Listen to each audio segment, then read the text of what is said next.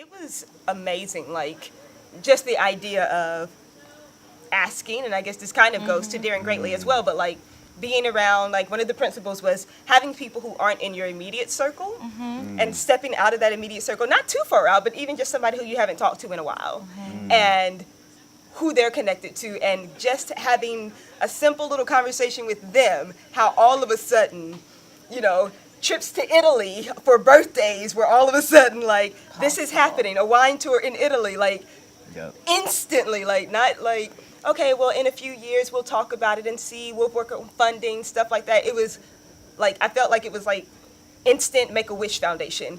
You know, it was like, what do you want? Oh, I have that. Oh, and I have that too. Here you are, instantly. So it was crazy. Like, I've never experienced anything like that, and it was just us doing what we do all the time, which is just kind of talking to each other. Yeah. Totally. But stepping out from just talking to our friends and being like, what happens when you ask somebody who's just right outside and just not even asking anything, just telling, I want this, I want to go to Italy.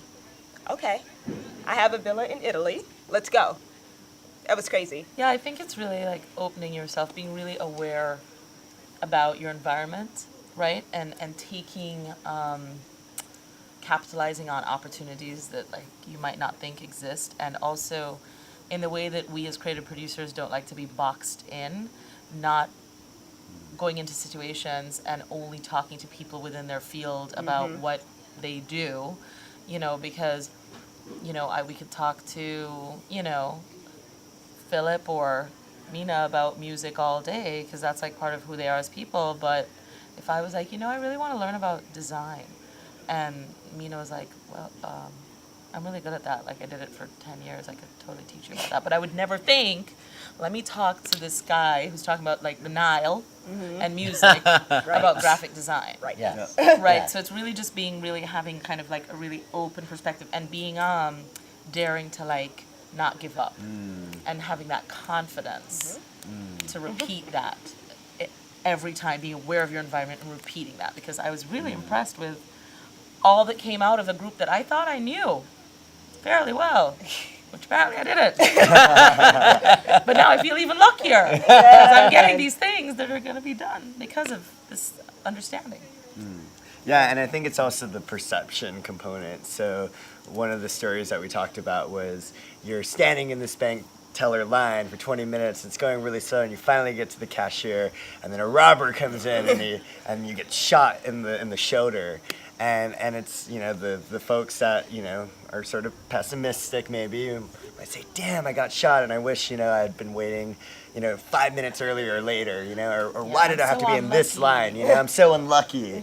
You know, right, exactly. But the folks that sort of, you know, believe in luck and are optimistic and positive in their perceptions, they're like, man, I'm alive, or oh, this is gonna make a great story, you know, like this could lead to some, you know, insurance, you know, I can cash in, you know, and I'm gonna write a book. and it's actually so interesting because like before this luck thing happened, I found out that my visa situation was totally not working out for Iceland.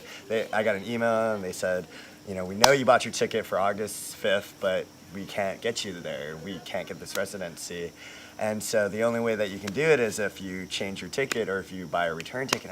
And I was like, in the beginning, I remember I was running down with Angie or Kate, and I think it was Angie. I was running with Angie, and I was like, man, the situation kind of sucks. And then after the luck circle was happened, and we talked about luck. Actually, I didn't get to tell you this, but it totally changed my perception on. Like, this is an opportunity. I mean, and I talked a little bit to Cosmo about this too, who's one of the great facilitators, and we came to this agreement, or this sort of, we brainstormed, and this is a listening tour. You know, these first 3 weeks are an amazing opportunity for me to take it all in, listen, absorb everything that's happening in Iceland, and learn more about how my project could operate. And then now I can go back to New York and synthesize and take this sort of time to jump back in, you know, a couple of days later. So, you know, the perception thing was huge for me, and it actually like had real sort of practical implications to my own project. So that was really neat.